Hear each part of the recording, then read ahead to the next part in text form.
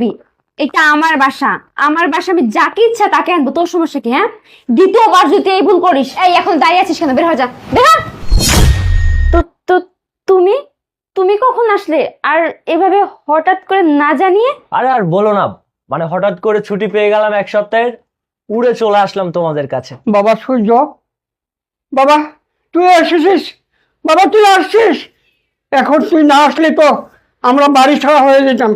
আর বাবা, কি বলছো তুমি এসব? আমি না বলে চলে এসেছি তোমাদেরকে সারপ্রাইজ দেবো বলে। কেমন হয়েছে বলো তো জান?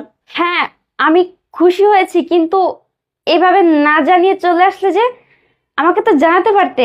আরে কি যে বলো তুমি, জানিয়ে আসলে কি সারপ্রাইজ দেওয়া যায়? না জানিয়ে আসলে তো বিশাল বড় সারপ্রাইজ দেওয়া যায়। অনেক খুশি হয়েছি। আর তাছাড়া কতদিন পর তোমাকে দেখলাম, আমি তোমাকে সত্যিই ভালোবাসি। হ্যাঁ, আমিও তোমায় ভীষণ ভালোবাসি, কিন্তু এই ছেলেটাকে নিশ্চয়ই